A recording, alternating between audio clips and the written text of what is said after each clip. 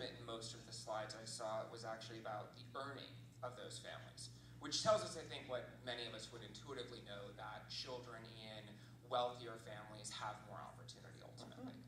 So with that said, thinking about this as a conversation about place, are you suggesting that investing, planning, developing exceptional neighborhoods, places, are the counterbalances or the way to level the playing field for people who have lower family earnings? Yeah, absolutely. Can you elaborate a little bit on that? What does that mean? Well, so look at the difference between these two. These two bars in terms of the investment. So where, if this bottom quintile household can only invest 1/7 of what the top quintile household is, you know, we can do our best. The employment department and everybody else can try to get more quality jobs in here to raise everybody's boat, and that's the ultimate answer. But in the meantime, it's sort of the joint role of the public sector, of philanthropy, of nonprofits, and of planners to try to close this investment gap in a place-based way.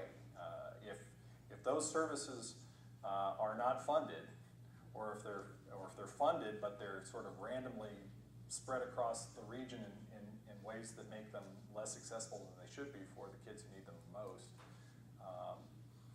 that's not helpful.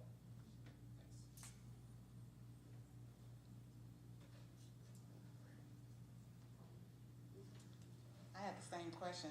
I guess in that vein, are you aware of any particular economic strategies then that address the issue with enrichment? Economic strategies with respect to Enrichment.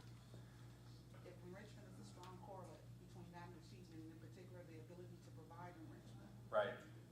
And indeed, as you look at the programs that have been evaluated, each of those are really forms of enrichment. Beyond the earn and keep it safe initiative or earn income tax credit, are there Right. other economic strategies that really address our ability to provide enrichment in an equitable manner? Right. Yeah. Yeah. Generally, I would say that the more that this region prospers, as this region prospers, it needs to keep an eye on how much of its prosperity is being shared in these neighborhoods. If you look at, I'll pick on our neighbors to the north in Washington. Washington has the most regressive tax system in the country. They are becoming fabulously wealthy. They've become this sort of global, Seattle's a global city. I wouldn't even recognize it from when I was a kid. But they don't have an income tax. And so they've got this massive wealth creation going on in Seattle, and a sales tax that doesn't grow with that. So in that context, the public sector could potentially play a role in thinking about, as total personal income goes up, is there kind of a responsiveness to investment on the public side? I think with respect, and if you don't have that, if you're stagnant, then I think philanthropy and nonprofits have to sit down and say, if we're in a period of, we just have to be more efficient with what we're doing with the same fixed pie that we have, and let's take a real sharp pencil and look at how we're investing our dollars. And as we have better and better evidence about these kinds of trends and the impact that the programming that it's supported by, I do think we're entering in an era of more and more data-driven decision-making because the resources are increasingly scarce. The baby boomers didn't leave the fiscal environment in the same condition that they found it. federally or at the state level. And so we've got a tough row to hoe in that respect. So we've got scarcity that is going to force harder and harder decisions, and I think it's going to force people to come forward with more and more data and more information to say, look, I have evidence here that if you put this kind of money into this neighborhood, this outcome is going to come out of it, and I can show you that it's happened in 10 other places, and so that's why you should invest in this as opposed to this other person has no information.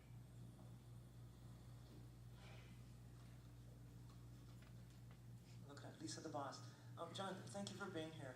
You cited Cincinnati, Portland, and Washington, D.C. as 3 places where this sort of approach was being implemented. So my question is, where are you seeing the biggest results? Who is it that we can go to learn from quickly? Yeah. Where am I seeing the biggest results? I would say, surprisingly, I would say if you look at where Gates has been spending their money, you see surprisingly strong results in southeastern part of the United States, North Carolina, Texas does surprisingly well given the demographics that they have, and New Jersey. New Jersey has had a remarkable decade of growth in educational achievement in particular. So, just to clarify, the 3 that you mentioned are Right. based on best approach, or the results? Because at some point there is, I think, a real recognition of the urgency and we're ready to do. Right. And there's a collaboration around doing, we're just not sure what to do. Right. Right, and so you've given us rich stuff to focus on. Right. It's always easy to steal from the person that's a little bit further ahead. And so Exactly. you mentioned those 3. So I think in terms of process, and I haven't gone back to sort of see if anybody's attempted, and they never could really.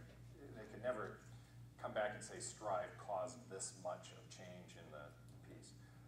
I think that general framework that they have started, and I'm not here on behalf of Strive. I know there are several of you that are participating here. I think generically that framework makes sense.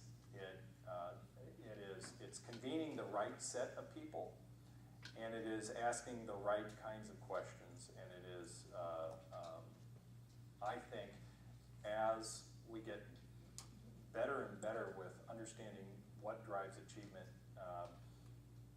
it will be an even better machine to inform investment decisions and make good strategy. Thank you. And it's no surprise that they have spread, I say Cincinnati, but Strive, when you put up a map, they include Las Vegas on their map as a Strive community. It has spread to dozens of communities across the United States, I think, because it is a popular framework. I'd like to read, is someone waiting for a question? I'd like to read a quote from an organization that works a lot in community development, and we have a representative from that organization here with us today. This is Laura Choi with the Fed of San Francisco.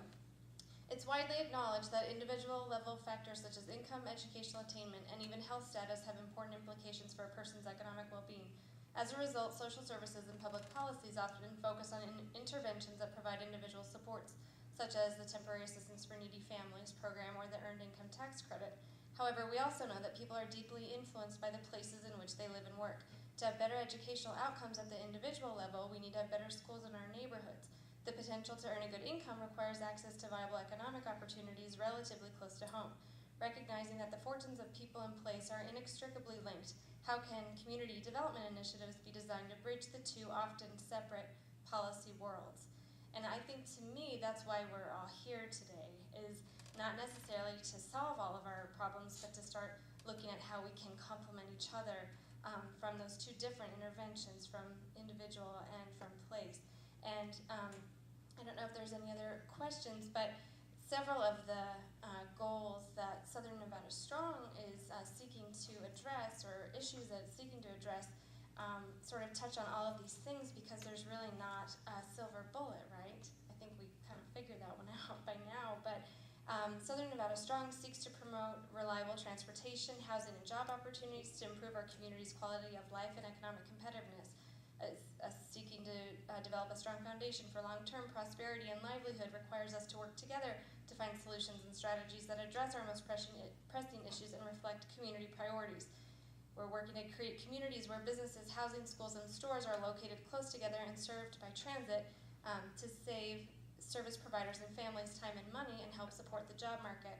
Southern Nevada Strong will identify strategies to improve housing and transportation choices, better connect our residents to jobs, and make our cities and neighborhoods more attractive for business and future investment. So I feel like several of the things you touched on came out in our communications plan because they're so integrated. If luckily several of these are positively correlated, so if we push on one, we'll have positive benefits in others. But if we, I'm coming from a community development background, I think that we need to combine all of these resources and focus on the places that really need them. And that's the one way that Southern Nevada Strong can help address some of these concerns. And we obviously can't do it by ourselves. We need input from all of your multi-disciplinary backgrounds and organizations and experience to do that. I think if there's any other questions, we can take them. Otherwise, I wanted to make sure that you fill out your evaluation form. We have distributed with your packet today. We'd love to get your feedback. We also have iPad surveys in the back so that you can actually do our online survey before you go today.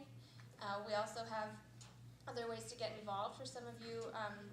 The other announcement, we'll be putting all of this online. So John's presentation will go on our website. I'll distribute it to the RSVP list as well as the packet that he brought a few copies of. We'll put that on our website as well and distribute that.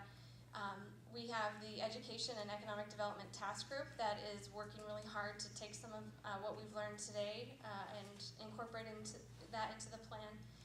And if there are other ways that you'd like to participate and get involved, we're absolutely interested in hearing how we can reflect some of the issues that came up today that maybe resonate with you, coming from your perspective, perhaps that hasn't yet been represented in the project thus far. So we're always expanding our outreach toolkit and want more and more input, especially from a group of educators and people in that field that don't always have time to come to some of these meetings. I think that was it for housekeeping. I'd like to thank John for coming.